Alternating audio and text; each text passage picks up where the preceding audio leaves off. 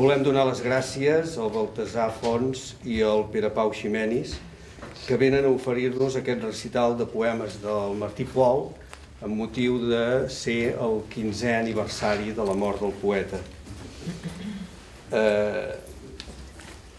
Penso que moltes gràcies a ells dos que venen de fora de Sabadell per oferir-nos avui aquest recital acompanyat també de música.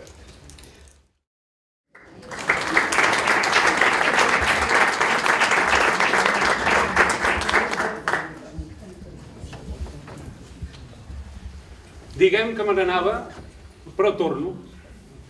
Deixava massa coses a mig fer i això no és decent ni correcte. La majoria de la gent almenys, no m'hauria trobat pas a faltar. Com a màxim m'hauria dedicat un record imprecís enmig del gran tràfic de viure. Però i jo? Què hauria fet de mi, d'aquest home amb qui fa més de 60 anys que convic? Cada vespre en rentar-me la boca la vergonya m'hauria fet envermellir de ràbia o fins i tot potser d'enveja. Ara no em sentiré pas satisfet, com sempre, per dir-ho clar. Però estic ben segur de poder mirar sense cap angúnia l'home de fusta del mirall. I junts potser descobrirem que els imprecisos contorns del món en què vivim, absurd, pedant i fins grotesc, són tanmateix les úniques profundes referències per conèixer i comprendre, i és amb elles que estimem i creixem, sense sentir-nos desmesurats o buits. Ho repeteixo, diguem que me n'anava, però em quedo.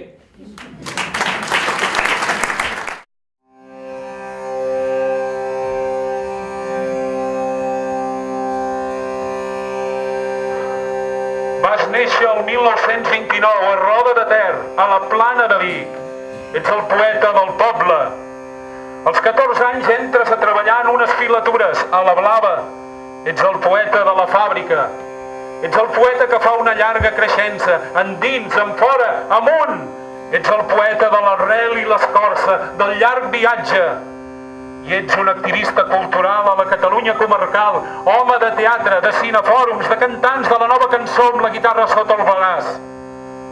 Quan caus malalt als 40 anys, d'esclerosi múltiple, que et té emmanillat, i et quedes físicament amb la pell i l'os, sense veu, tu que les enamoraves totes per la veu.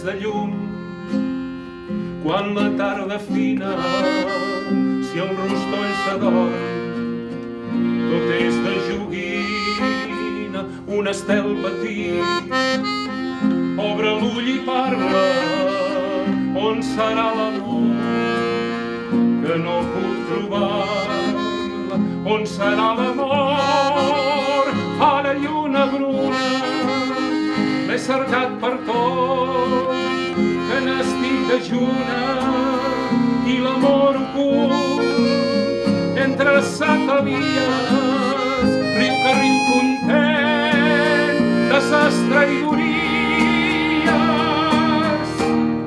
Cullerets de llum, quan la tarda fina, si el rostoll s'adorm, tot és de joguina.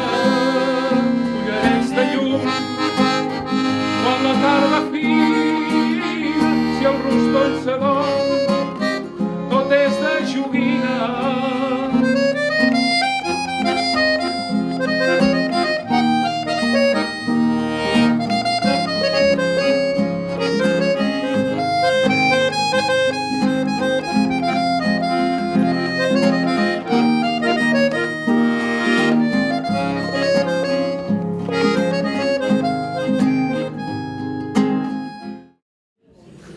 Autobiografia. Del claustre matern, per dir-ho com els llibres, vaig passar directament a la fàbrica i em sentia desolat i enyorós quan van donar-me l'uniforme. Els primers dies plorava pels racons i la fressa de les màquines em ressonava dins del cap 24 hores. Va ser una creixença difícil, ho confesso. Però ara ja tinc la pell tan dura com el camés. He deixat enrere tot el que em podia recordar els anys d'esforç i espero en pau l'hora de tornar al si de la terra, per dir-ho com els llibres. He heretat l'esperança dels avis i la paciència dels pares. I de tots dos, els mots dels quals ara em serveixo per parlar-vos. M'han dit que la naixença em dóna drets inviolables. Però jo sóc poruc i em sento una mica aixalat i solitari.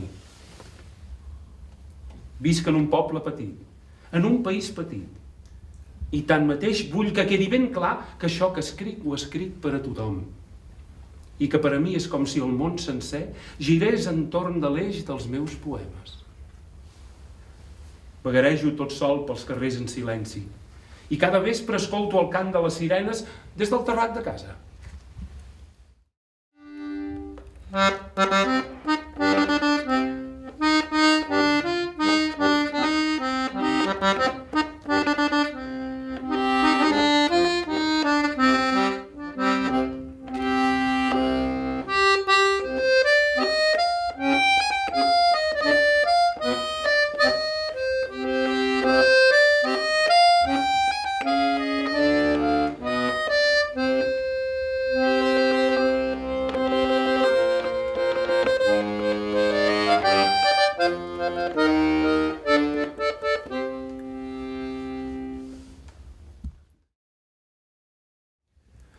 Com si vinguessin de molt lluny, tenen un aire estamordit.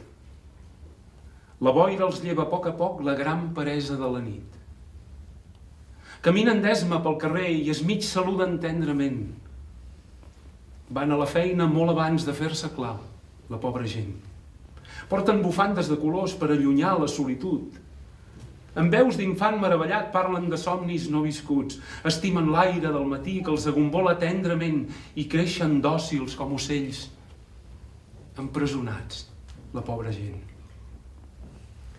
Cap vent no mou la pols que jau pels vells camins. Cap gest no escalfa prou la boira freda del matí.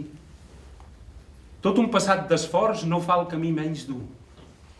Hi ha el mateix mur d'abans i el temps de pau és sempre lluny. Com si vinguessin cada nit d'algun país desconegut. Porten bufandes de colors fetes amb somnis no viscuts.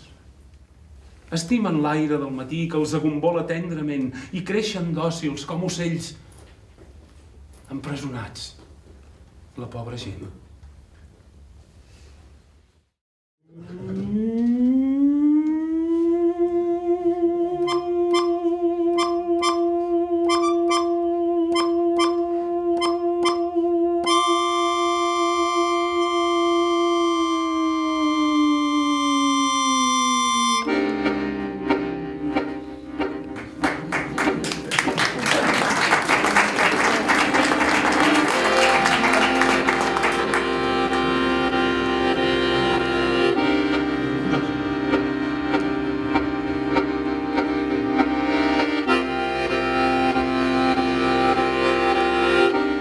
La noia rossa que treballa als aspis. Espera un fill per la tardor. Passeja un ventre heroic. I té els peus tan inflats que s'ha hagut d'estripar les espardenyes. Ara treballa amb pena i cada tarda se sent mig de fallir perquè a la fàbrica l'estiu és un vesper. Quan l'aspi volta li roda el cap i tanca els ulls.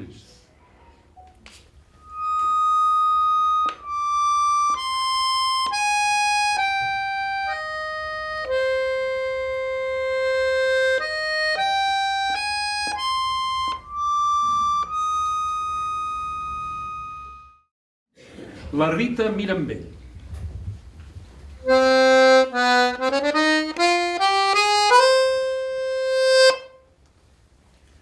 La Rita Mirambell, 37 anys, casada, matxera al torn de nit, amb el marit Paleta i 3 nenes de 10, 7 i 5 anys.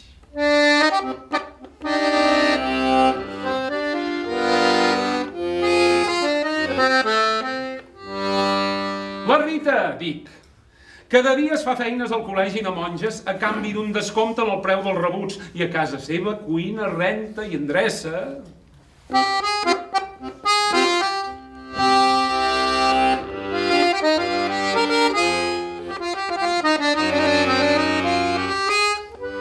La Rita, repeteixo, ara s'entén a plena fàbrica, ho sap tothom menys el marit, amb un casat que treballa al batall i foraster per postres. I és el que diu la gent. La feina se'n fotran si el director se n'assabenta.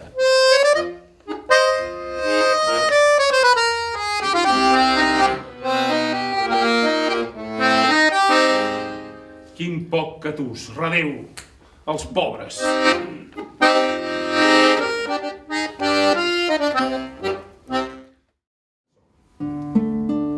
Notis, així en francès, notis. Si fa no fa, a la mateixa hora que el senyor Neil Armstrong, astronauta nord-americà, posava els peus per primera vegada damunt la superfície de la Lluna. La meva dona i jo, en pijama, matàvem a cops d'escombra un ratolí que se'ns havia entafonat. A la cambra, primera hora del vespre, a la cambra, primera hora del vespre, i que fins aleshores no havíem aconseguit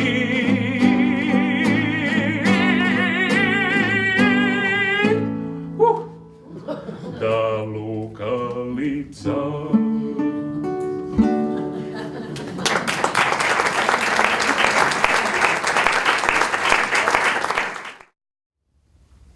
T'he esperat com abans, a la cantonada del carrer de migdia, no gaire lluny del pont on ja la nit veritablement comença.